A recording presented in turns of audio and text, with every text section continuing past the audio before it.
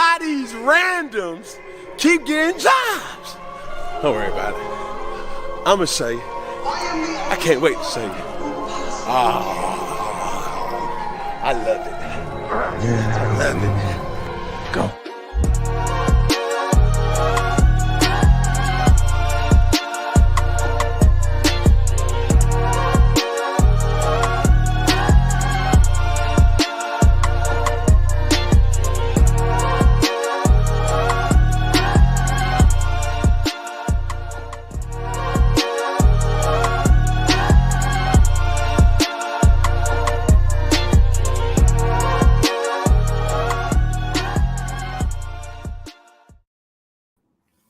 What's going on, ladies and gentlemen, and welcome to the NotBland Show, powered by Sportsjourney.com. I'm your host, Sergio Bland, and it feels good to be back in the saddle again.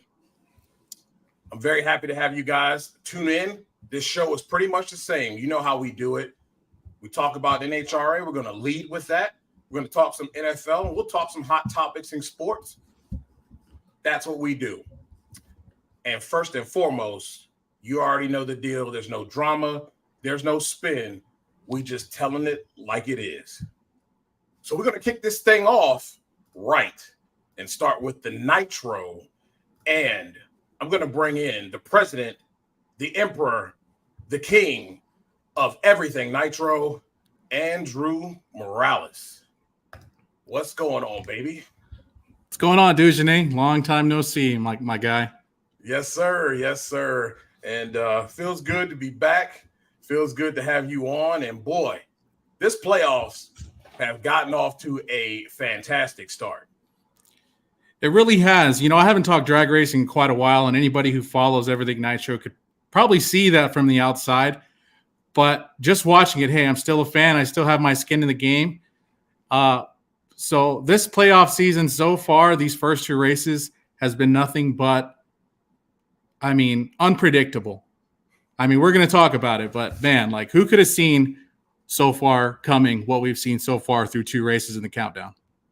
Yeah, quite amazing. And what's amazing and what we're going to lead off with first is Mike Salinas. Now, I talked to Mike Salinas, and I remember this conversation back in Gainesville, and he talked about they've been working on something. They have been working on something, and this car could go fast, run 60s consistently.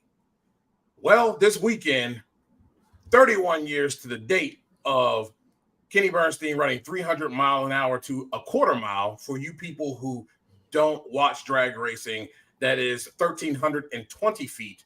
Well, Mike Salinas did it in 660 feet. 300 to the eighth, being the first one to the Phillips Connect 300 to the eighth club. What an amazing job. And it went a little something like this.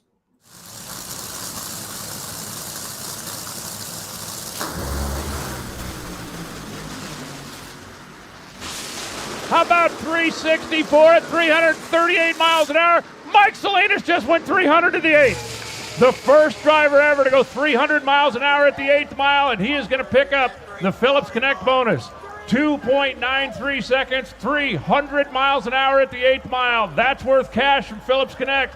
Congratulations to the Scrappers team down there. That's a milestone everybody's been chasing, and they just got it. So it was 31 years ago that the quarter mile, 300 mile an hour barrier was broken by Kenny Bernstein, and you just did it in an eighth of a mile. What are your thoughts about that, buddy? Well, we've been working on something. We got a bunch of things we've been working on. We've been close 3 or 4 times in testing, never in competition. Red Line Oil did it. Red Line Oil, Valley Recycling, Valley Services. It is awesome. These are the things that we're out here for. You know, Pleasanton Ready Mix, Adams Pools, love you guys. You know, this is what it's all about right there. Amazing. Congratulations. Thank you. Appreciate it. Now let's put some numbers to this.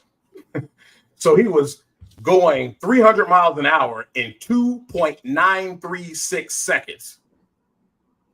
Now, Antron Brown did the exact same thing. And let me tell you, his 330-foot time was 2.08. Salinas was 2.091. And you know what Antron Brown run to the speed to the eighth? 299 flat. Andrew, he had to be sick. Like you were talking a little bit, Dujane, to the average ordinary fan, I mean, numbers are numbers, who cares?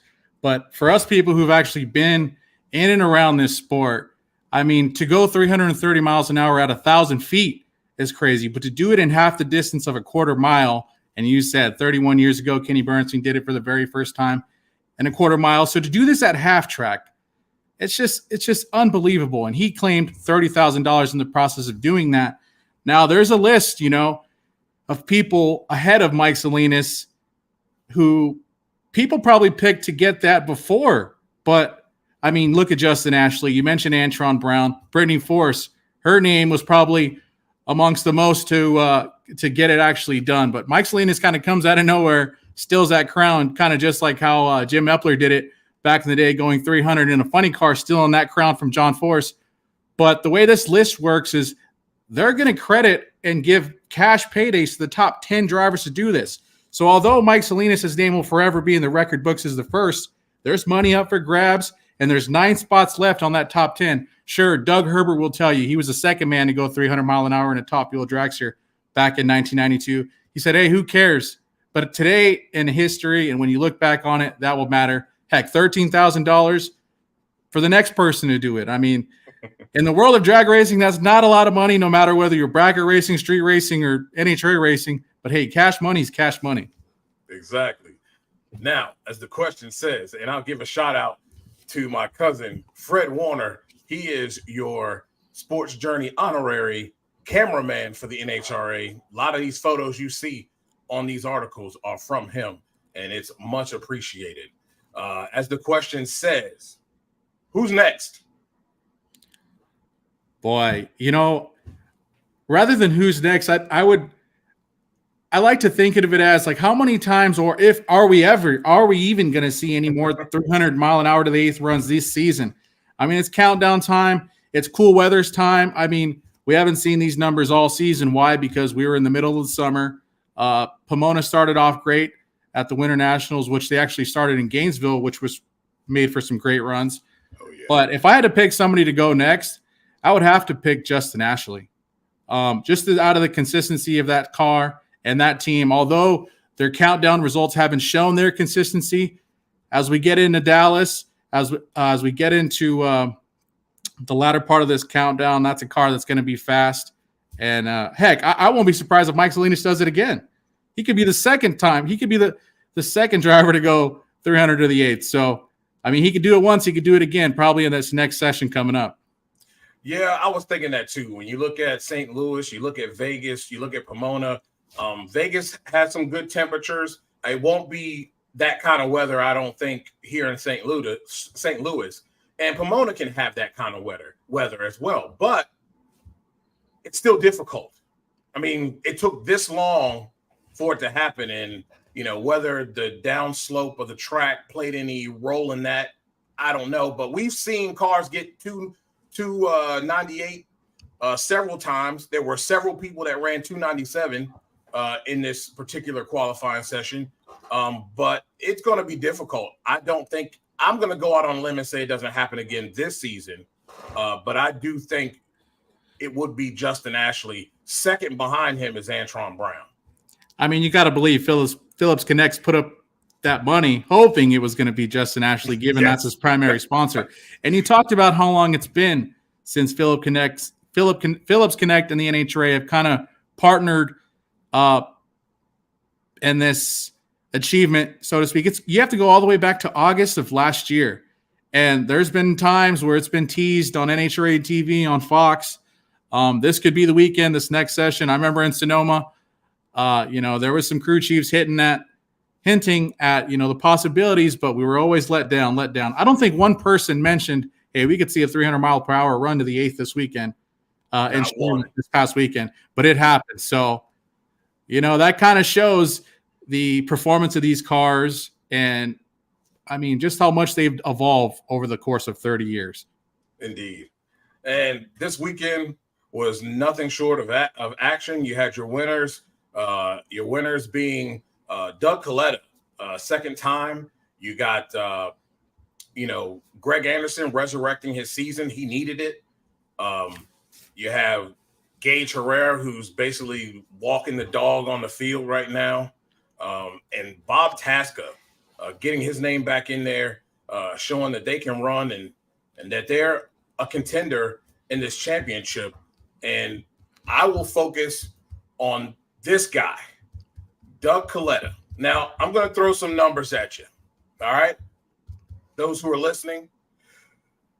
Doug Coletta in the regular season, his round win-loss record was below 500. 14-15 round win-loss record. He had 2 runner-up finishes. The car ran good in qualifying, but as I've coined it this season, the Alan Johnson syndrome bit him every time, whether it was second round or semi, they just couldn't get past it. Now, playoff time, he is 8-0, 2 wins, and he has the points lead. Does Doug Coletta finally see a championship? I mean, if there's any time to get hot, it's right now at the time he is. And the consistency, like you mentioned, 14-15 in the regular season's win-loss record. Any other year, any other playoff format, you're lucky to get in the top 10 if you could fight for that. But Doug Coletta right now to get that first win with Alan Johnson, to come out, in the midst of all this pressure and just rise to the occasion after what happened at Maple Grove. They lose a right rear tire, does an amazing driving job, as I'm sure most people have seen already. I mean, the guy is clutch. He doesn't need to be the quickest on the reaction time. He doesn't need to be the flashiest. He doesn't have to have the brightest personality. But Doug Coletta, when it comes to driving a top fuel car, there's no driver better than that guy. Yeah, Doug really did a good job with that. I mean, that dirt track racing came in handy there. And I'm going to tell you right now, I don't care if you fix the canopy car or not. And that's where the record comes in, guys. He was running a canopy car. If you don't know what that is a car that has a cockpit. It closes over him. He's encased in there. Now he's got an open aired. That's the canopy car right there. That is Antron Brown's canopy car, but that's what it looks like. Now he's running a open cockpit, and the car's running excellent. It's responding. It's running like Alan Johnson wants it to run. I don't go back to that at all until next season. That's even if they decide to go back to it next season. I think he enjoyed the wind in his hair approach better than this canopy car. But yeah, you know what? When you have something that's reliable that you could put away and the confidence you have in a car, who's to say he couldn't have won that first race at Maple Grove in that canopy car? We will never know. But if this car gives him confidence, if it gives his team confidence, I want to talk about this now because when Steve Torrence won and swept the Countdown, I believe that was 2019. I might be wrong, but whenever that was, I mean, let's talk about Doug Coletta possibly doing that. Hey, at this point, he's won 2 races. He's got 4 more to go. At one point in time, that was an unimaginable achievement for even Steve Torrence. But the hot streak that Doug Coletta has been on at this moment, we have to ride that wave. We have to continue to root this guy on. This guy's been in the top field dragster as long as anybody other than the name of Tony Schumacher. So I'd love to see, I'm sure we would all love to see even his peers. I mean, the people he lines up against. If anybody other than them who could win a championship, I bet you it's Doug Coletta. So if we could see this magic kind of brew through the rest of the Countdown, and he's off to a great start, I think this could definitely be the year. Otherwise, he doesn't want to look back in the future and say, I let that year get away. Exactly. And I'm going to tell you right now, if you're playing the drag racing bracket bonanza, you should. First off, I'm your NHRA Carolina Nationals overall winner. Yes, sir. And I'm going to tell you right now, I'm going to send a huge shout out to Doug Coletta. He saved my butt. I was actually in the position he was in against Tony Schumacher. Well, Tony Schumacher was in against him when he ran the run, and he put the run down, and I got the W. So thank you, Doug Coletta. And I'm going to go out on a limb right now. I'm pushing all my chips to the middle of the table. Doug Coletta runs the table, and he becomes your 2023 Top Fuel World Champion. And it's not just Doug Coletta kind of rising to the occasion, but it's the top dogs in the fight that are falling. The inconsistency that we're seeing out of Justin Ashley at this moment, it's not in the driver's department. It's more in the setup and in the change in temperature department. Brittany Force also, but kind of we see this over the years with Brittany Force. When she's hot from start to finish. Doesn't matter the countdown, doesn't matter regular season, but she's kind of in that hiccup of her own. I wouldn't say her as a driver, but more so on the tuning side of David Grubnick. We know she has a strong team, but they just haven't been in the consistent part of where they need to be. And obviously Mike Salinas going 300 to the 8th. He's a competitive driver. He's a guy that we always have to talk about every year, no matter whether he's sitting 7th, 3rd, or 4th. Put some respect on Rob Lynn's name, by the way. Exactly. And Steve Torrance also. I mean, that guy isn't a 3-time champion for nothing. So he's a guy who's been there, done that. These round by round matchups, the countdown, they don't get to these drivers anymore. All the pressure right now is on Doug Coletta. He's out in the lead, and everybody's gunning for him. Yep. And the guys who I thought would have been there, Justin and Antron, when you look at their numbers of the last 4 races of the regular season, they were 12-2. Justin Ashley was with 2 wins.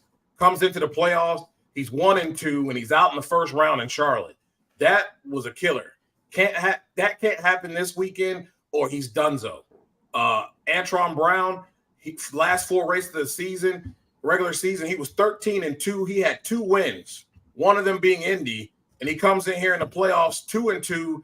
He was out in the second round in both playoff races. That can't happen again with what we see in the front of this field at the top of the ladder, or you're donezo. We're in race 3, sure, but you can't go out early in St. Louis. The craziest thing about this top field is forget majority of the field are countdown contenders, but any driver in the top field category could win on Sunday. We've seen Leah Pruitt do it. We've seen Austin Prock do it. Sean Langdon, Clay Milliken's got a couple wins on his belt this year. I mean, it's not just the other contenders that they have to fight and battle and, get around during these playoffs, but they have to get around your 8th and 9th guy in the points and girl. Like even these privateers, when you see Spencer Massey coming out here, that guy could put a light on anybody and he could stir up some trouble. So it really doesn't matter. We've seen Antron Brown and Indy win from the 15th qualifying position. At this point, you're not even worried about who you're going against in points. It literally is round by round, pound for pound, getting off the starting line first and getting to the stripe, because otherwise it doesn't matter if the person next to you in the other lane is right behind you in points or in front of you. Any one of these drivers could take you out at any moment. So since you're talking about that, there are no more buy runs this weekend, baby. You got 19 top fuel cars. You got 18 funny cars, 18 pro stock cars, 15 pro stock motorcycle cars, just in top fuel alone. Lex June, TJ Zizzo, yep, Buddy Hull, Spencer Massey, gonna ruin somebody's days if you don't watch it. You got to come in here. You got to have your stuff together. You only got 3 qualifying sessions, so there are no throwaway runs. You got to hit on every run, because if you lose data, those guys, if you got to face them in the first round, you might see some upsets again, like we saw in Funny Car here in North Carolina. And the crazy thing is, to whether you're talking pro stock bike, pro stock motorcycle, funny car, or top fuel, if you watch the broadcast, if you watch us, if you watch anybody, they'll tell you all these qualifying points really matter. We've seen championships win and lost by anywhere from 1 to 3 to 5 points. So every session really matters at this point. The regular season, it's in the history books. Who wants to talk about that? Nobody does. But nowadays, heck, we have this countdown format. We love it. It's the playoffs for our sport. And this is what the fans really ultimately want to see. We don't want to see somebody run away with it, 4 months into the season. This is why the NHRA and its people created this format so we could see some good racing all the way down to Pomona. Well, you know what? I just say what Janet Jackson said. What have you done for me lately? All right. Exactly. And that's really what it boils down to. I use that with Steve Torrance as well. He knows he's been slipping in the semifinals and final rounds. That's where your money makers are. Right. Now, we all know if anybody can rise to the occasion, it's him. You look at Matt Hagan. He's been slipping into the darkness. Yeah. Okay. And it's going to be time now with the third race of this 6-race playoff. You're going to have to start getting it together. Now, he's not that far out of it. The points are very close in that top 5. But at the end of the day, if you're going to get the ball rolling, it needs to be right now, this weekend. You can't wait until you get in the back half of the playoffs to try to pull it off, because right now, you look at Robert running very consistent. The Proc Rocket is flying. And you look at Bob Tasca, even a guy like Chad Green right now might not, he's mathematically, he won't be able to make it to get to a championship, but he's going to spoil somebody's day because he's going rounds, a lot of rounds, and they've been consistent. And now they're dipping into the low 90s and upper 80s. So you got to get your program together. You got to dig deep. You got to find it, because at the end of the day, if you don't, you're going to be put on the trailer early, and that's going to hurt your championship hopes. I'll tell you my biggest surprise in Funny Car this year. It's probably not a surprise to anybody, but Bob Tasca, after losing Mike Neff and Justin Schaefer last year, for whatever reasons those were,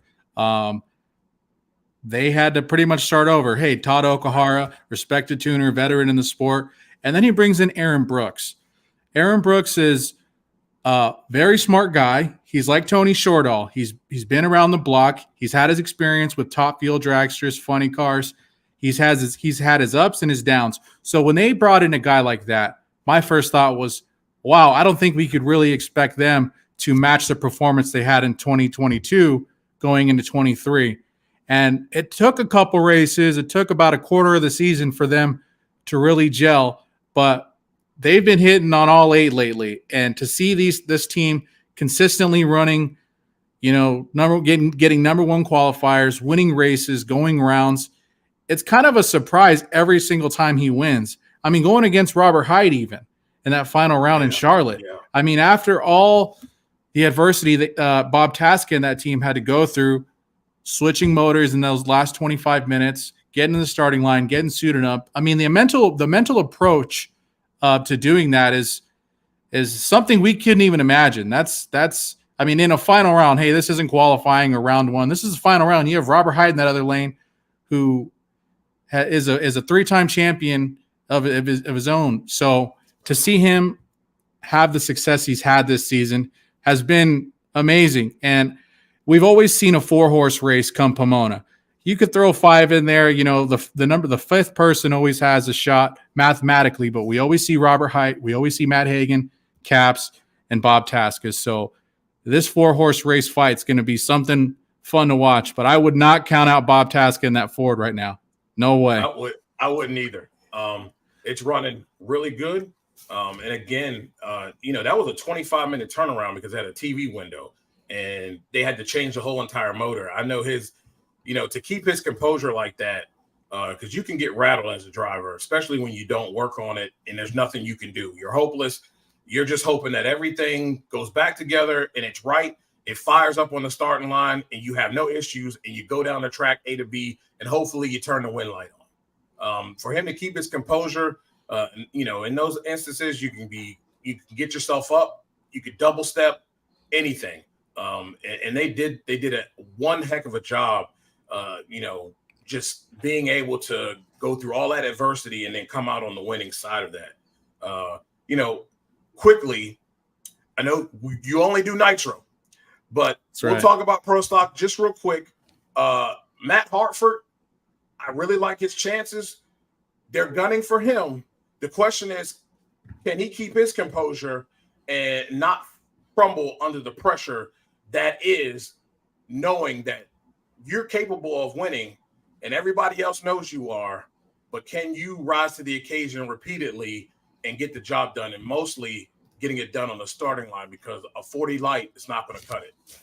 Well, with only being 2 races into the countdown and 4 races remaining, right now is about that middle ground where you could afford a mistake, but come Vegas, pulling into the Vegas gates, with 2 races left, that is where you have to really set yourself up for Pomona to win a championship. He's a driver who's more than capable of, but when you have Eric Anders, Dallas Glenn, Greg Anderson even, and just like I talked about Top Fuel, the rest of that field who could win any round pound for pound, it's going to be tough for him. It's definitely not going to be easy, but I'm sure there's a lot of drivers, a lot of fans right now who would like to see Matt Hartford dethrone Eric Anders a little bit, but it's definitely going to be a fight to the finish and one that's going to be fun to watch.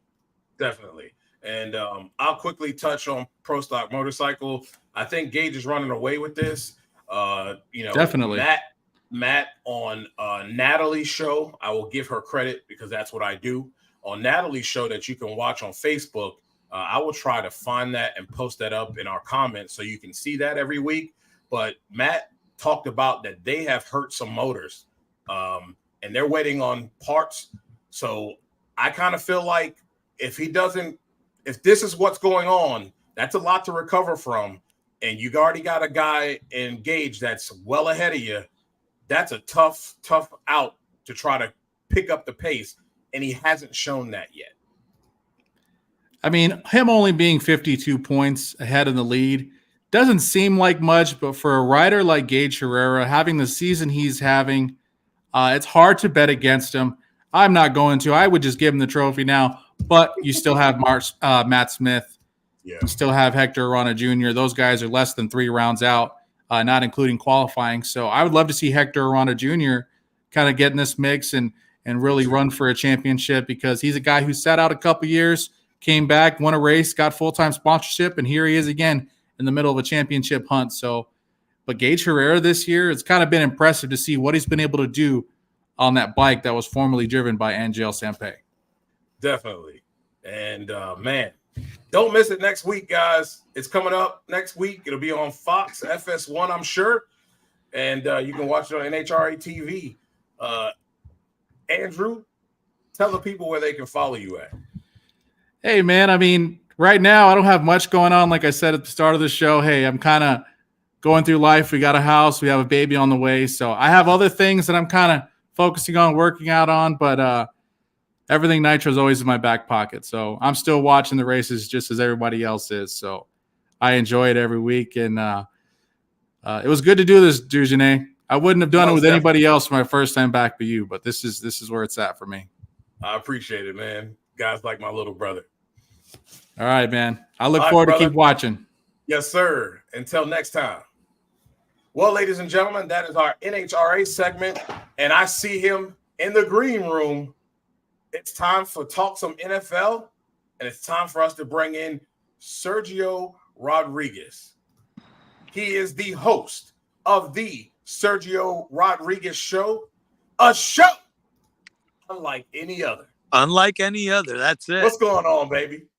Nothing. I'm actually sitting here, and again, just to show you how much I appreciate you and love you, because you've always been there for me. I'm in practice right now. I'm in a park, but I said I need to give my guy 30 minutes, so I came up away from the field to chit chat and speak to you, my brother. I appreciate it, man. I love talking shop with you, and we'll get right into it. The Dolphins come out and put up a 70 burger on the Broncos. Is this team for real? Well, listen, they're good. They're good. But I think the true test of the Dolphins is going to be twofold. A, the injuries. Yeah. Now, the quarterback has not played a full season, even going back to college. So I don't believe he's going to play a full season. So at some point, you're probably only going to get 12 games out of him. Hopefully, for the sake of, I never like to see guys get hurt. I'm just speaking off track record. Right. What he shows me is that he's going to be hurt and he's going to miss 5-6 games. Number one. Number two, the ground game. Now, before the game against Denver, I said that they had been struggling in two areas, particularly the first weekend. A, running the ball, and B, stopping the run. Because week one, when they won, the Chargers ran all over them. They did. Those are going to be the two things, because if you can't stop the run, you can't get the offense on the field. So we'll see what happens. But they're good. They're really good. Yeah, they're 22nd in the league defensively in offensive yards, opponents' yards per game, and they're allowing like 45.24% third downs. That's not good. That's almost 50%. Yeah, and so again, I think that offense covers up a lot of mistakes, but those mistakes really tend to pop up in the playoffs, right? Indeed. Because then you're playing everyone who's good. I made a point on my show yesterday to say that at the end of the day, whether they're 14-3, 15-2, whatever they are, they're going to have to beat multiple Hall of Fame quarterbacks to go to the Super Bowl. Because in the AFC, whether it's Mahomes, Josh Allen, Burrow, Herbert, you're going to catch somebody that's really good, and you can get beat based on the quarterback play. It's not like the NFC, where the NFC really, in my opinion, doesn't even have a top 7 or 8 quarterback, no matter what these people tell you about Jalen Hurts. Yeah. He hasn't really, that's a thing. He hasn't really looked sharp this season. I know there's, a lot of excuses for why, but I agree with you on that. I think most of your top quarterbacks are in the AFC. It's a stronger conference as well. Hurts was a bad quarterback before last year. He had a really good year, but don't be fooled. Most of his work came with his ability to also run the ball. But I told everyone, be careful. You guys are anointing this guy, and he still hasn't been passing the ball at an elite level from the pocket, which in this league you have to do. And this year, against 3 bad teams, Tampa, the Bears, and who else did they play? They opened up with, New England. New England, right? Right? And then he's averaging about 210 per game, 3 touchdowns, 3 interceptions. And he should be cooking those defenses. 100%. 100%. Cooking them. Now, Minnesota, they start the season 0-3. Can they still win the division? No, season's over. Season's over because they have too many issues that they can't cover up offensively. And on top of that, Madison, who should be taking advantage of the situation that he's in now, is not going to be the guy that's going to be able to balance out the passing game through the ground. In that game, although they had multiple chances late to take the lead, drops, just not running in rhythm. Look, he's a nice back, but he's one of those guys that's better at 10 carries a game, right, than at touching the ball 15 to 20 for whatever reason. And defensively, listen, they're just going to give up, too many points, and they just make too many mistakes, particularly with the turnovers. Yes. And again, another empty calorie quarterback, right? Gets a lot of his time and I have him as a fantasy quarterback. The guy, you're angry in the first half, and then when you look at the end of the fourth quarter, he's put up a 40 burger for you because he gets all those stats at the end of the game. Or or he pulls a Dak Prescott or a Deshaun Watson. Right. Well, not anymore Deshaun Watson, because now Deshaun Watson plays real football teams, right? He took advantage of that soft, terrible division for years and playing indoors and good weather and everything. Right. But now he's seen it where you put up early stats that the first 2 drives, then you're terrible for the rest of the game. And then in the last couple of minutes, you're down 31-10 and you put up 2 window dressing points and you end up with a lot of points. And people think you're great because they watch your fantasy numbers and they see you on the Red Zone channel. Right. And this offense, they're missing Dalvin Cook. They are the second worst in the National Football League. 66.3 yards per game. That's not going to cut it. And that is not good, and it's never been good for Kirk Cousins to have that much of an imbalance to where the ball is majority in his hands. It never turns out well. Never. And the sick thing is that the division that they play in, although Detroit is in a dome and it's still a cold weather division. Yes. So if you can't run the ball in September, how are you going to run it in December?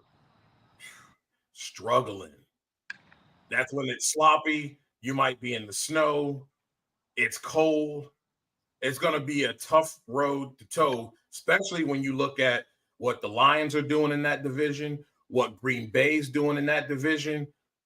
0-3 start, and those 2 teams are bullies right now. That Lions team is taking on the personality of its coach, and they are just punching people in the mouth, and they're going to be with you 60 minutes, and you're going to know you played the Detroit Lions.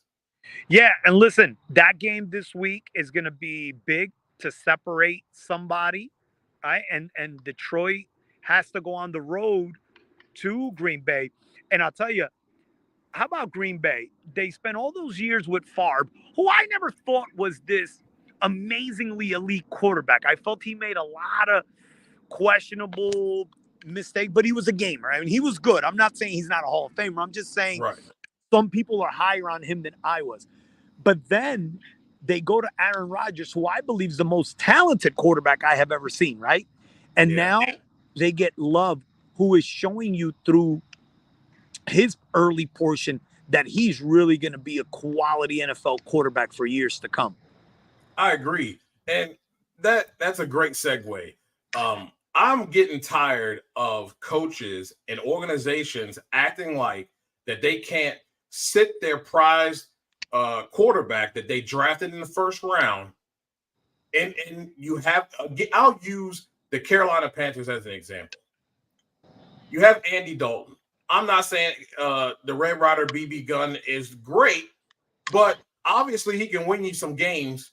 Let the young man sit back, learn from a veteran, and then put him out there. Right now, you don't have anything that young man can do to protect himself because he's getting rocked. Andy Dalton knows how to protect himself, knows what he needs to do, understands I need to get the ball out early, those types of things. This putting guys out there when, you don't have an offensive line, there's no weapons, and then getting them beat to death doesn't vote well down the road because they're damaged goods. They see the rush. They get nervous in the pocket when there's anybody down around by their feet, makes them make poor decisions. I mean, can we go back to those days? I've always felt that the best way to solve that issue, the quarterback being ill-prepared to play or the running backs who don't get paid anymore, you want to solve the issue? I got it for you. Every franchise can designate one player not to count towards the salary cap. So therefore, you don't have to rush the quarterback because that's why they're rushing them, because you really can only win with them before in their rookie contract. Right. Very few of them you can win after the contract like Mahomes. But let's be honest, even a guy like Mahomes is playing with look at his receivers. I mean, they're terrible. Right. I mean, he really has no one there. But he is so elite that he's able to cover up some mistakes. But to be honest with you, if you can build the team And maybe you say, hey, any running back doesn't count against the cap and any quarterback only half.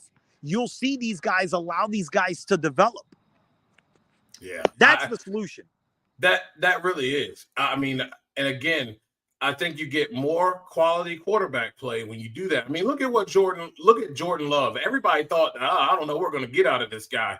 And he's come out and he's shown that he has put in the work. I seen Jordan Love at the Senior Bowl, bad footwork, throwing off his back foot, not really good mechanics. That time behind Aaron Rodgers has really prepared him and prepared the organization really to be able to transition and not have to take their lumps and, go into obscurity just to have to take steps back to go forward. They can continue and they can continue to move forward. Why? Because they've allowed their quarterback to come and to learn to work on those things that he needs to fix to be a good quarterback. And we're seeing that here this season. The other thing he has is stability in the coaching position. You see, a lot of these guys like Zach Wilson come into the league, and I know everybody, it's fashionable, right? Like to clown Zach Wilson and say, well, he's not doing this, he's not doing that, blah, blah, blah, blah. Part of the problem is, do you really think that the Jets for 1 second have put a game plan together for that man to be successful? Of course not. Absolutely not. Look at the Giants, for example. So the Giants have a similar type quarterback. Right. To me, in terms of skill set, there is no difference in those guys. The difference is the Giants have found a way to basically simplify the game and run a high school offense for their quarterback. They roll them out. They put them in a one-read situation. If it's not there, tuck it and run. Right? Right. What that's created is an opportunity where when you're playing mediocre to bad teams, which half the league is, you can win those games. Right. You're getting housed every time you're playing a real team, like I call them varsity teams. You're getting every time you're playing the Cowboys, the 49ers. I mean, the last 3 games that they've played against the 3 best teams in the NFC, they've got like 100-17, right? Right. The situation right now is a very simple one. Can you set up an offense that makes it worthy for that person to succeed? The Jets have not done that. Yeah, I 100% agree with that. And it's really hurting Zach Wilson big time. Now, when you look at that division with the Ravens, the Browns, the Ravens lose a game that they had in the bag to the Colts. Should Ravens fans be concerned now? Well, listen, the Ravens fans should always be concerned as long as Lamar Jackson is the quarterback, okay? Because 2 things are truthful since he's been there. A, they can't throw the ball. I don't care what you try to tell me. His throwing's gotten better. All I heard was, well, he doesn't have weapons. No. You can't. It's the same thing I tell Giant fans when they tell me they don't have weapons. If you put weapons around him, they won't be any good because then you got to change the offense, right? To throw them the ball. Yes. The Ravens are the biggest frauds in the NFL for 5-6 years. They can never, if the game's 10-0, game's over. They cannot come back. And it's been proven Lamar Jackson cannot. And in the playoffs, when you're playing real teams, they're not coming back if they fall behind. So I think they've done it one time. I think like 1-30 in those games, right? Right. Again, competitive, they will always be because Lamar is a playmaker at the position. But total frauds, and you will always be in a position where you can lose any game to any team anytime as long as he's the quarterback. And their defense is not playing well at all. Well, that's obviously going to be the case. Yeah.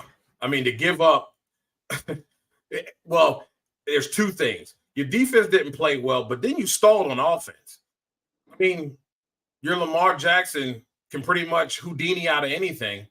And they have playmakers that fit that offense. I'll say that. Yeah, they do. They do. They do. But the problem is when that happens, you can be schemed. And if somebody schemes you properly, they make you play a different game. Yeah. They are basically a one-trick pony. And if somebody can get them out of that trick, they don't have the ability because the quarterback cannot stay in the pocket and go through his progressions. They can't take advantage. Zay Flowers is very good. Man, he's excellent. But you're never going to get him to do what a lot of the other receivers do. Right. Let me put it to you this way. If you gave these guys truth serum and you took the top 10 receivers in the NFL and you said to them, would you go play in Baltimore? What do you think their answer is?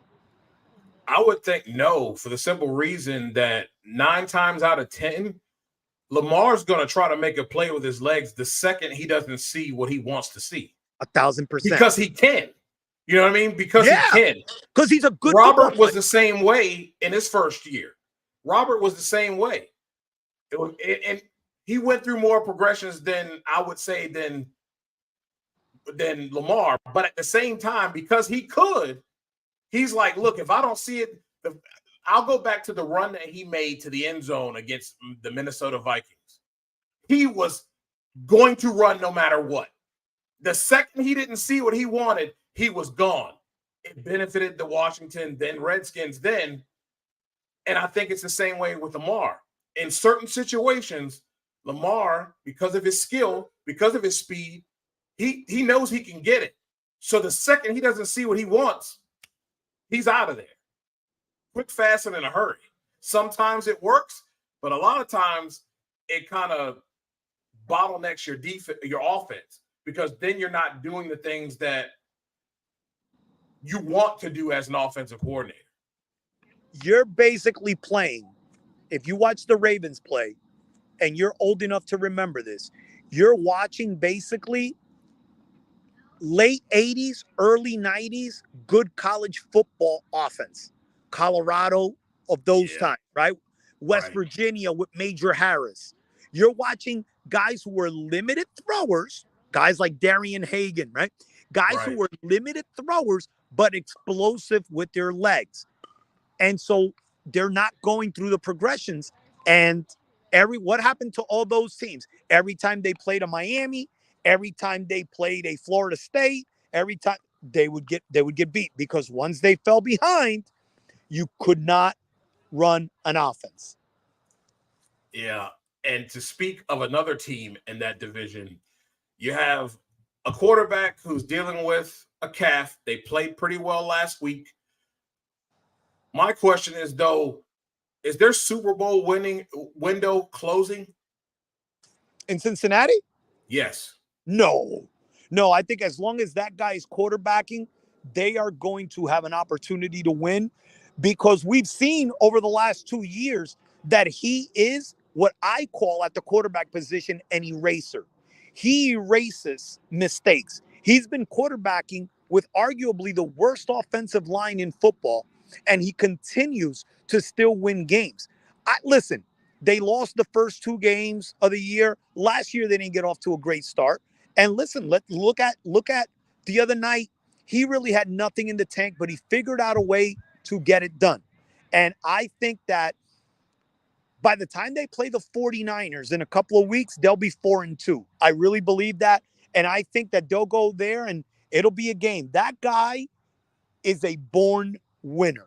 I'm telling you, that is on a field. That is the closest I've seen to Joe Montana. Yeah, I mean, he's made some of those Joe Montana-like plays, and when it's money time, he does show up. All you need to know about Joe Burrow is this. Who do you think, if I ask you who's been the best football team the last 5 years in the NFL, who would you say? I mean, you could go Cincinnati or Buffalo. What about the Chiefs? Yeah, the Chiefs with they almost do it like New England was doing it as far as the wide receiver core goes. Well, Cincinnati's Joe Burrow owns Mahomes. He does. So here he is playing a team that has, that's a Super Bowl contender, winner, obviously, multiple times. And Joe Burrow owns the Chiefs.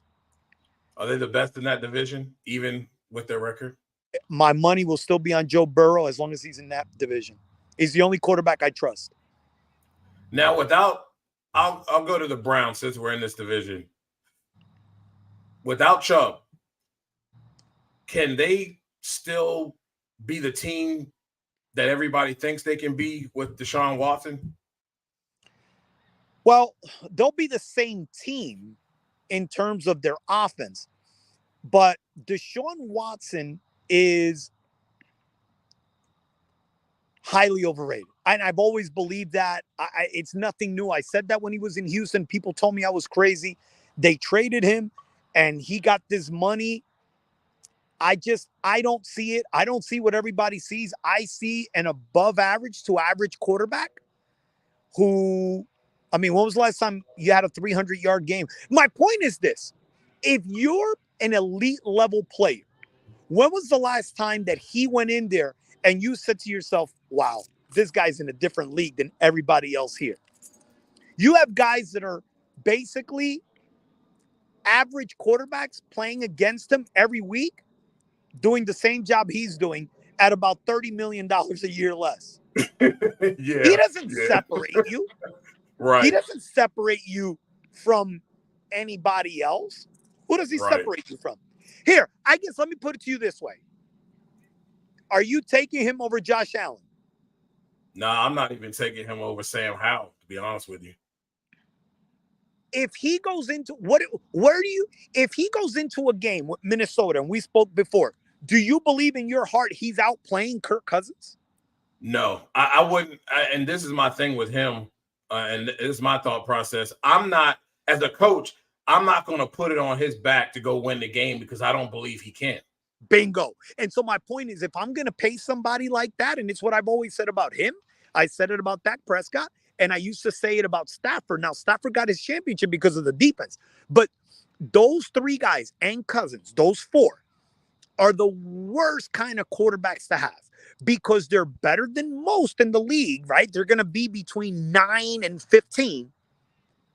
But so they're better than the other 15, but they're not erasers. But you got to pay them as erasers. So then when you got to pay them, now you got to penny pinch somewhere else, and they're not good enough to cover up those mistakes. Right. Yeah, I don't like, that's one thing I don't like about this, what the market dictates, because in my opinion, it's about what your play dictates. Who gives a crap about what the market is? Because again, the Giants overpaid for an average quarterback. At the end of the day, should he be making that kind of money? Absolutely not. He had one solid season, and really, you can thank Saquon for that. So I'm like, Janae, let's be honest. What they're asking him to do in that high school offense, you could have gotten Geno Smith at a third of the price 2 years ago to do that when you got hired, right? Before he went there. You could go around the league. You could go around the league because they actually have a decent coaching staff in New York. You could have gone around the league and probably found yourself someone else that could throw a little better from the pocket, could run a little less than him to run and scheme up and have the same 8 to 9 wins you're going to get. Remember, the Giants last year went to the Super Bowl, to the playoffs, and everybody this year was a little gaga over them. And I'm like, but wait a minute.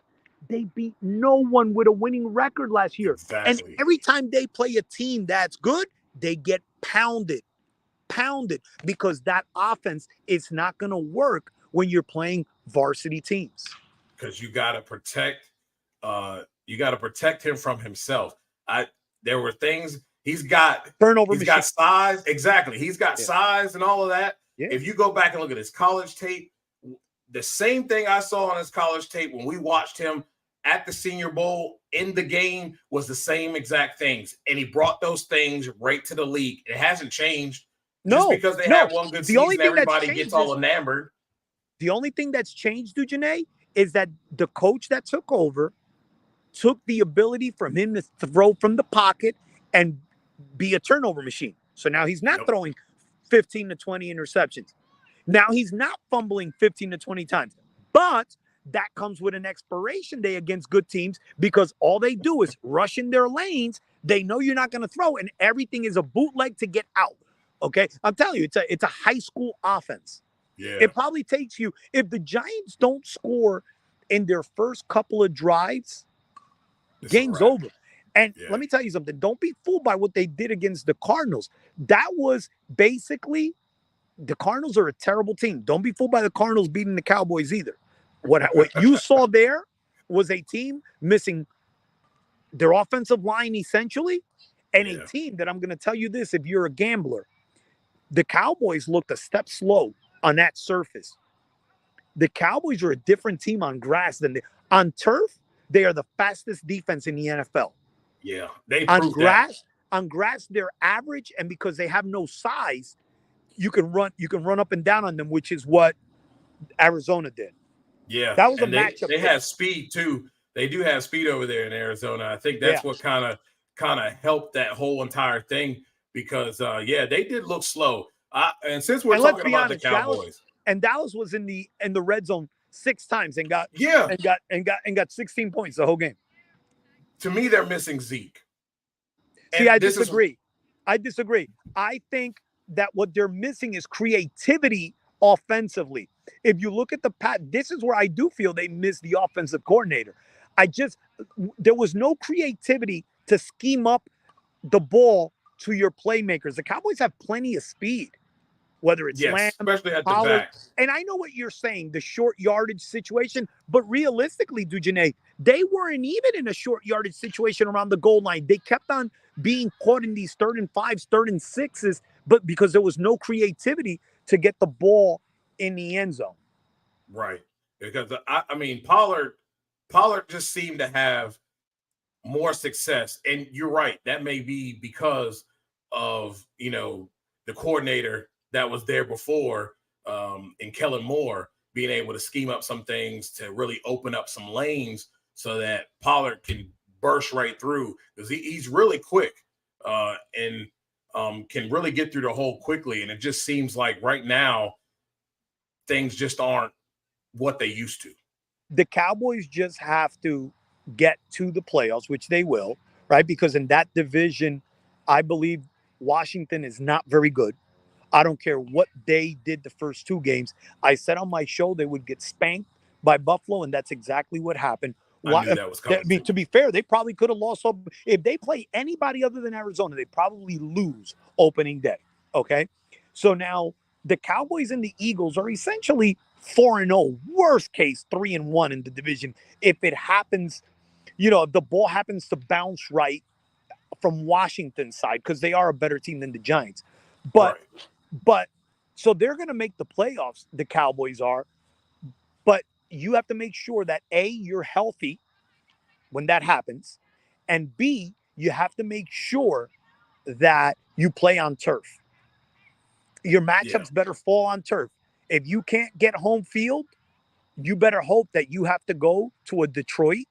You better hope that you have to go to a place like that because if you're playing the Eagles and the 49ers on their surface, the Cowboys have to show me that they can win.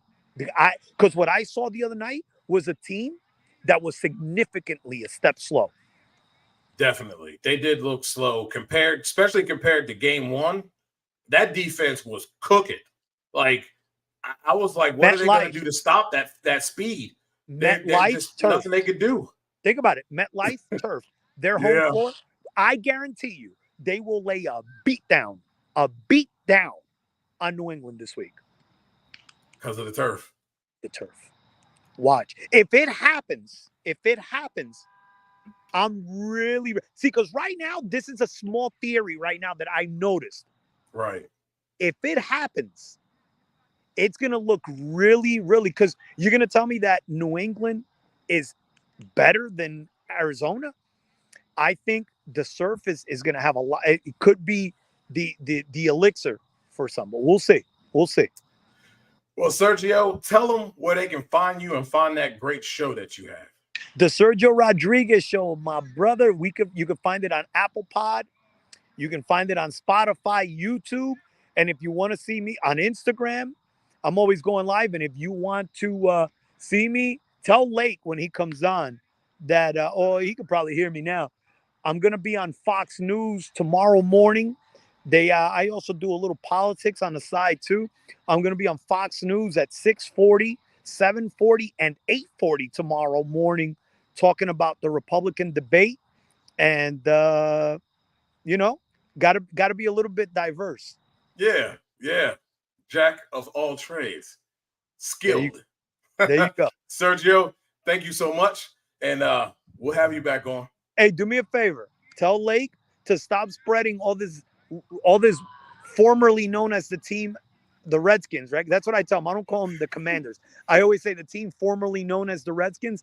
Tell Lake to stop spreading this propaganda on social media. He's got so many followers that people begin to believe this.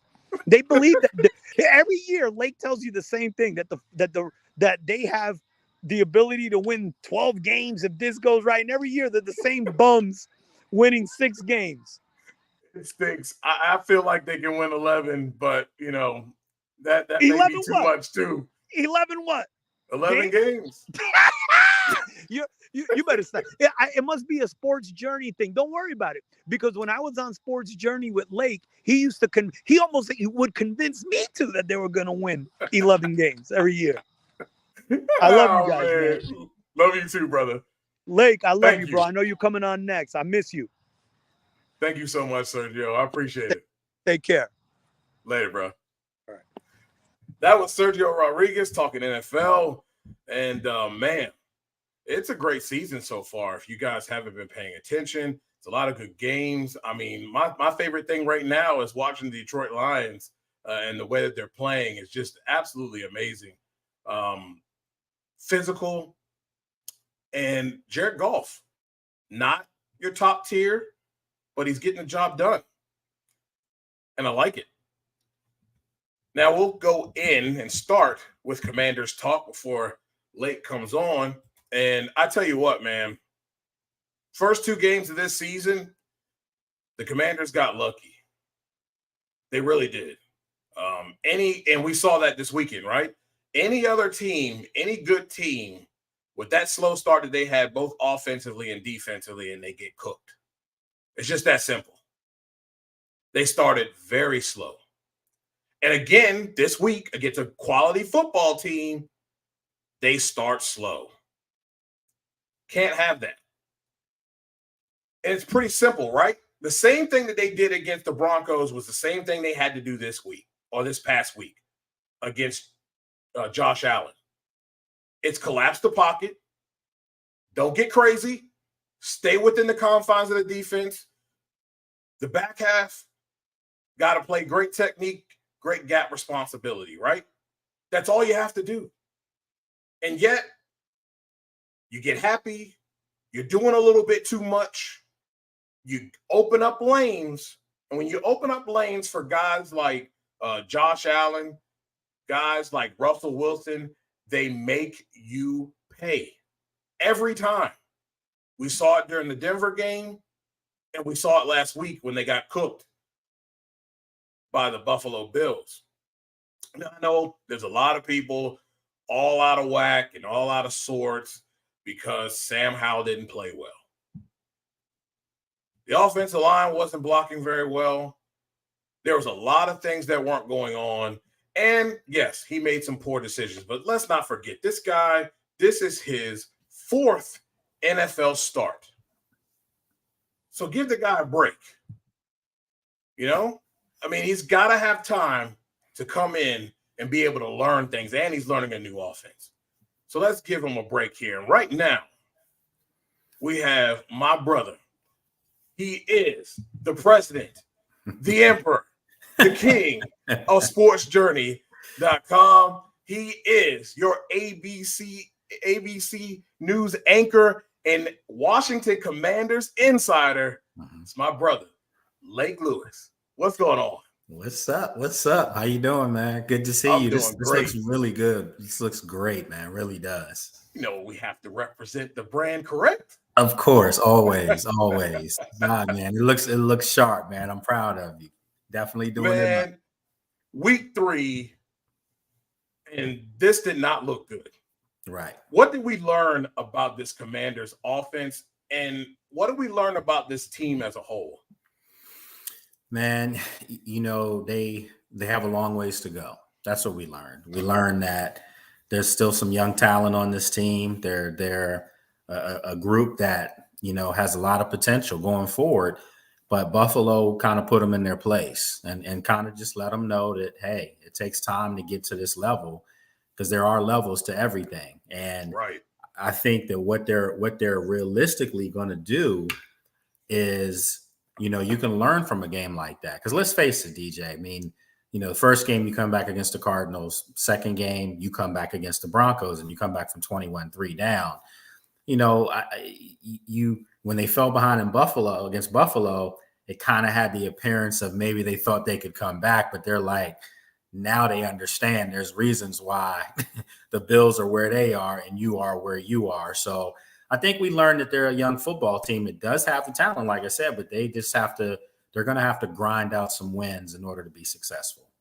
Yeah, and we talked about this the week before coming into the Broncos game, especially on defense.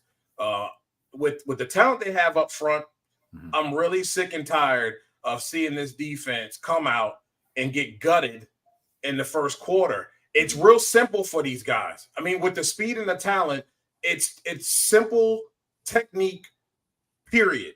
Mm-hmm. If you collapse the pocket on these guys, you have to maintain sound gap responsibility on the back end, but you have to be sound on the front too. You can't get crazy and start going all over the place and trying to get all out of character to try to get after this guy. He's got wheels. Russell Wilson gutted them. They almost lost that. Josh Allen this past week, gutted them because they got out of character trying to do too much, trying to play hero ball and leaving gaps open. And he 10, 15 yards, especially when your linebackers were playing at times a little bit of a underneath zone type coverage to cover up what was going on the back end. So you can't have these issues of being out of position and trying to play hero ball. Yeah, I had Percy Butler and Danny Johnson out, from my podcast the other night, and they said that there were times where, they were trying to keep their responsibilities on the back end, but, Josh Allen, could make things happen with his legs. And then when they said it Percy Butler specifically said it kind of threw him off a little bit because he's wondering, does he need to come up now to try to make a tackle, or should he play in his responsibility? But, he said that Josh Allen was just, he's different, I agree with you though. I think for this defense, as talented as they are, I think sometimes the scheme with Jack Del Rio's defense is more predicated on adapting to what the offense is throwing at you, as opposed to you throwing what you have at the offense and let them adapt to you. And I've seen that for several years now. I mean, they've got some dogs on this defense, but they haven't been turned loose. And when you see a guy like Montez Sweat turn loose like he was in Denver, you saw how he could be. You saw how Chase Young could be on the other side. But the one thing that always happens is that front four lines up. They get down in front of the offensive line that they're going up against. They never switch positions. They're set in stone where they're going to be. And I just wish I saw more stunts. I wish I saw more stunts. I wish I saw, more blitzes off the edge. I wish I saw them sometimes back in the coverage and the other guy blitz. I mean, it's so predictable at times, whereas he's just putting them in positions where they just have to man up each time. And sometimes you need a little bit of trickery, some gimmicks in there to help free up these guys who are really talented. See, that's why Jack Del Rio for the last couple of years in the early season, he's on my chopping block. And in the middle of the season, they find a way to get it together. Defenses like Dallas don't have Micah Parsons and these guys in the same position over and over again. They're mixing and matching, and they're trying to find the best mismatch they can so they can just blow your offense up. And Micah Parsons I don't find that here in Washington. Yeah, I was going to say Micah Parsons is moved around everywhere. So he's never in the same spot. And you wonder why this guy's like Defensive Player of the Year on the way, And it's because they find ways to hide him, believe it or not, where you don't know where he's coming from. And I just wish that there was a little bit more creativity like that on this defense, because these guys, like I said, have the talent, but the scheme sometimes holds them back. And that brings me to my next one. Jack Del Rio putting Chase Young on the field. We heard it. I saw the comments when I made Chase Young the spotlight player. Obviously, people don't watch tape and don't pay attention closely. But what is Chase Young doing, and when, in Jack Del Rio's defense? And how does that really affect this defense in a positive way? Because without him, we've seen that before. Mm-hmm. And in Denver, with him, we saw Deron Payne was eating a little bit easier. Montez Sweat was eating a little bit easier. What does Chase Young bring when it comes to this defense? I mean, he brings a lot. I mean, he brings an elite talent, and he brings a hell of a pass rush. And even going back to Buffalo, the score was lopsided, but Chase Young played a pretty good football game. He was the one getting a lot of pressure on Josh Allen. Couldn't finish it or bring him down. But a lot of teams have that problem because Josh Allen is 6'5", 245 pounds. Yeah. It's like tackling yourself if you're Chase Young, So at the end of the day, he did have, I think, a disruptive football game. And the best player on the field for me defensively for Washington was Deron Payne. So that's because of Chase Young. Let's call it like it is. So what does he do in Jack Del Rio's defense? I mean, he's disruptive. He comes off that edge. But again, teams are letting him do kind of similar things to what Ryan Kerrigan was doing. They're letting him bull rush up the field, and then they run underneath. I call it the late Bruce Smith technique. The Washington Bruce Smith trying to get that one sack all that year, right? But with Chase, he's so strong and fast. Sometimes he gets ahead of things, and then sometimes teams are baiting him to do that. So we saw that in the Broncos game where they baited him to run out wide, and then when he did that, Russell Wilson would step up underneath, and that's where we saw last week against Buffalo. We saw it at times in the Cardinals game with Dobbs. I mean, mobile quarterbacks give this defense problems because of that full steam ahead approach on the defensive line. And that brings us to this week. We're looking at the Philadelphia Eagles in Lincoln Financial Field, and we have another yet mobile quarterback in Jalen Hurts. Now, he has not looked good passing the ball early this season, but we all know it seems like these mobile quarterbacks, and it seems like in this division, the NFC East, these guys who got wheels, Jalen Hurts, we look at, Mr. Average over there in New York, seem to find the case of the get-rights when the Washington Commanders come to town. I mean, he's a mobile quarterback, Danny Dimes. That's what he does. You know what I mean? So they have to come out this week, and that has to be a focal point of making sure that contain and not playing hero ball up front is important. Yeah, I mean, I think the best thing that could have happened to Washington was, and it's people are gonna say, how can you say that they lost? But the way they lost to Buffalo was a wake-up call. It was a call that, again, you're not there yet. It's a humbling game. It was a humbling game, but it was also a game that exposed a lot of things in your defense, and it's the middle of that field. I mean, I heard you talking about it with Serge. Their linebacking core is just not good. It's just no way to get around it. And, my style, DJ. I never throw any professional under the bus because they're doing something that most people can't do, okay? Right. That's why I tell people don't throw me under the bus, because in media, we're doing something that most people can't do. So respect game, So with that being said, though, Washington's linebackers are not good. And they're going to be exposed. One of the problems I had in the Buffalo game that I hope they correct for this week, especially with Jalen Hurts, is that there should have been a guy shadowing and spotlighting literally Josh Allen the whole game. There should have been no middle of the field for him.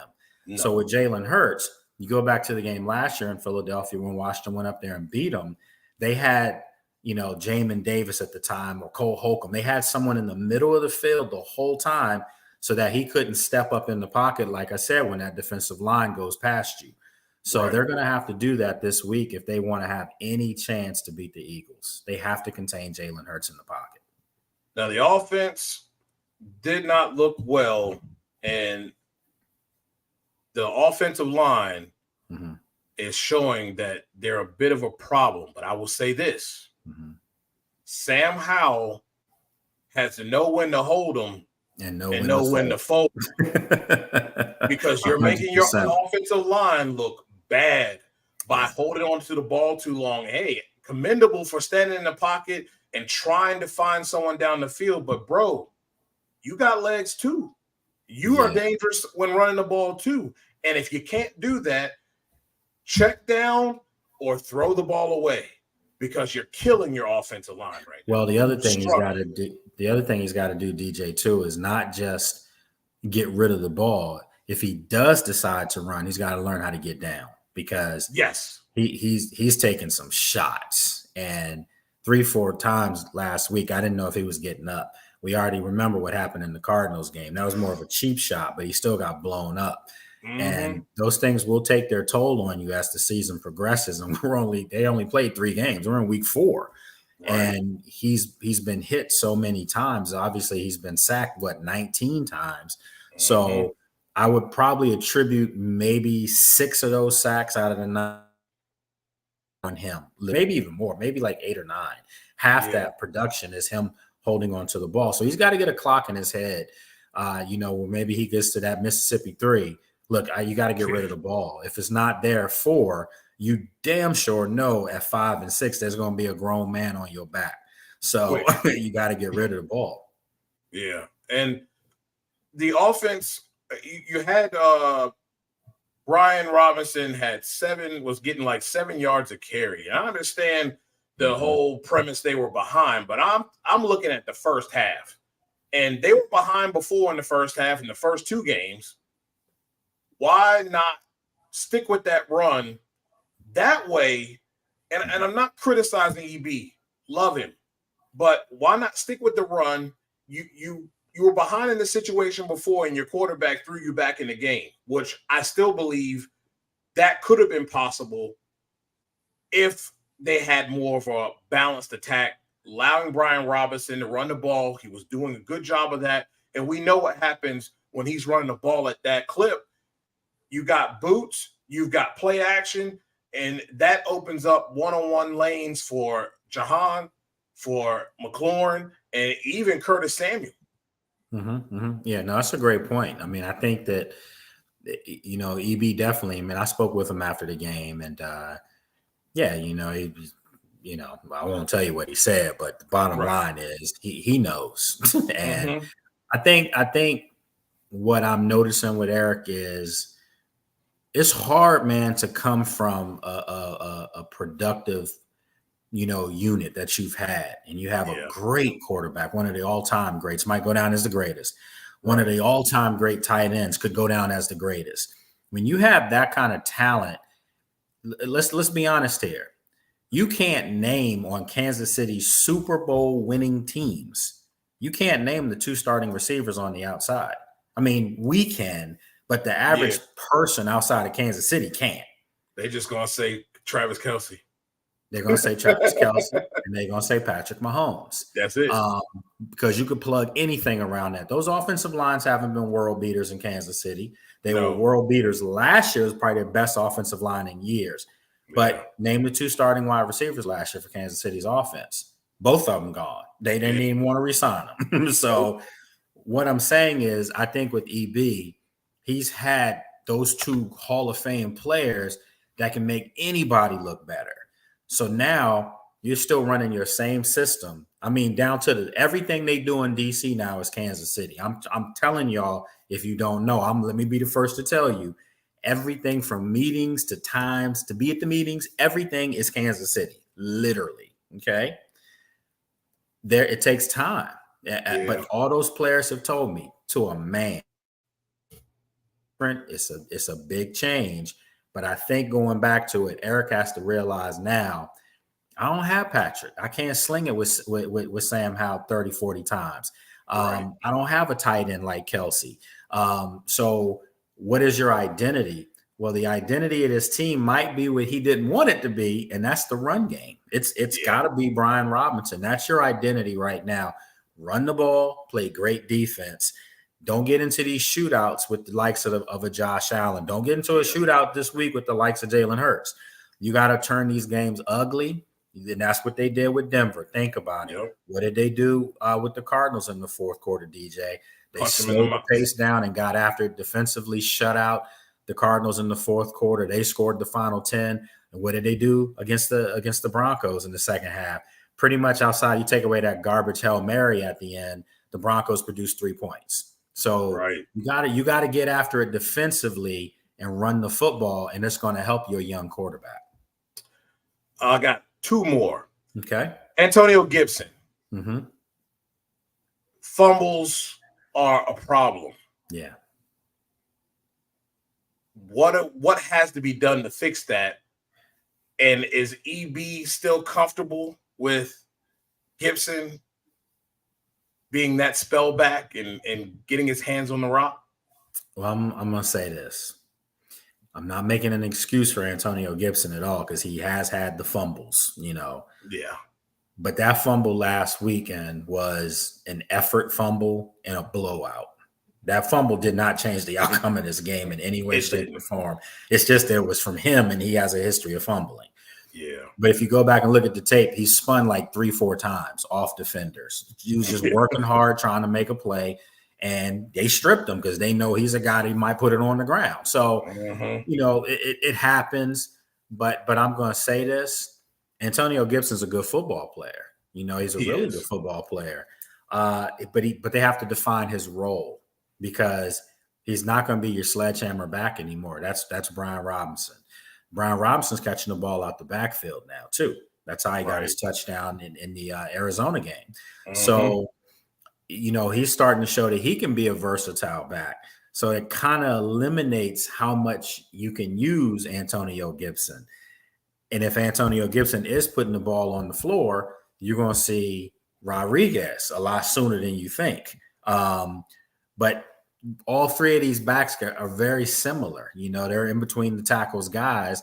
Mm-hmm. Gibson isn't really a running back to me. I mean, he's turned himself into a viable NFL, running back. Mm-hmm. But he's a guy that, to me, you need to be spreading out and doing different things with. And I think that's what Bieniemy has been using him as when he's gotten in the game.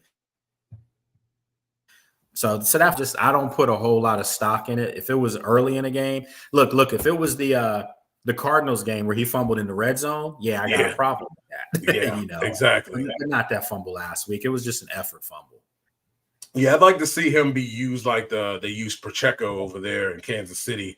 Kind of line them up outside. And yeah, you're right though. He has really come into that role, especially now that he's healthy. You're starting to see he's running with an attitude, and he's very, very strong. And he's not going down easily like he did last season. He's definitely, he was saying it, he feels more like himself, and he's definitely showing it. Yeah, he definitely is a guy that he's a volume back, I think. Once he gets that 10th carry, now not just his mind is seeing everything, his eyes, but his body's has a feel for the game. And I think that those type of backs need to be fed the ball more.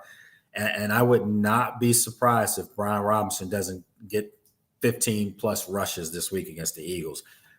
With that said, though, you do know the one thing about the Eagles defense, and I'll throw this out there for a lot of your listeners, DJ, and watchers, is that the Eagles, on passing touchdowns, they've given up the second most passing touchdowns in the league at number 8. I mean, they've given up 8 touchdowns. They've also given up, I think, like the 9th most total yards on offenses. So offenses have moved the ball and they've scored passing wise. But defensively on the run game, they have nothing coming. No one's been able to run the football on the Eagles. They haven't given up 50 yards all season in any game. So we're talking about Washington's identity and strength has to be run Brian Robinson.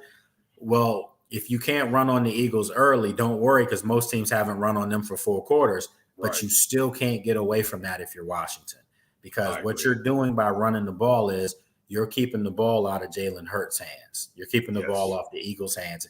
And they do have an offense that can explode on you, with Devonta Smith and on the other side, A.J. Brown. They've got a lot of stuff, Quez Watkins, all these guys.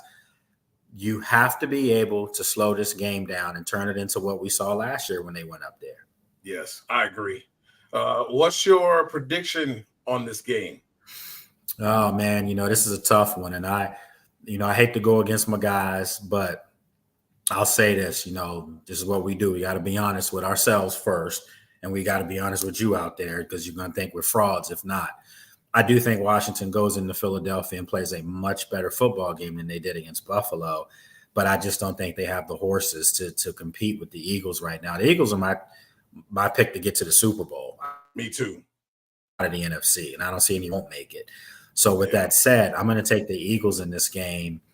I think it's going to be like a 24-14, 24, maybe even 17. So I'm going to say, just to throw an odd number out there, I'm going to say 24-16 Eagles. See, that was mine. 24-17 is what I was looking at as well. I think Washington scores. And I think Joey Slye might be a busy man up there, because I just don't know how they're going to really punch the ball down the field and score multiple touchdowns. So I think he might be a guy that might kick 2-3 field goals this weekend. Right. Well, let everybody know where they can follow you at and where they can talk shop with you.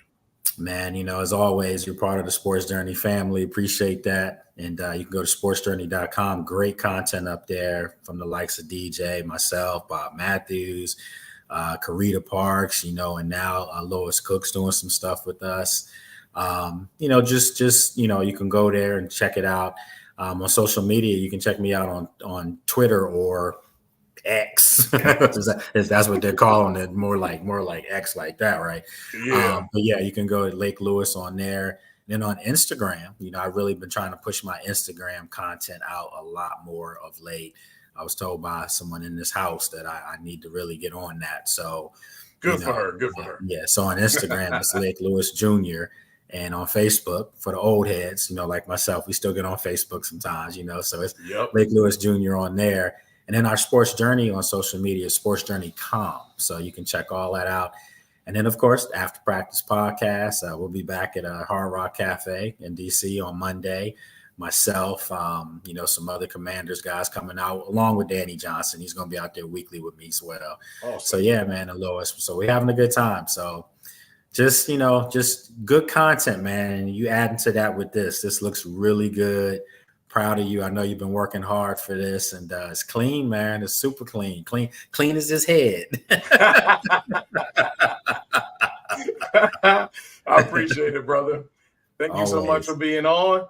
And right. We'll be talking soon. Absolutely. Keep doing your thing, little bro. I appreciate it. All right. Take care. Later. Well, guys, that brings our show to a close. Man. Content that we brought to you. This is what we're going to be doing, man. A lot of NHRA here, a lot of NFL. We'll be talking some basketball.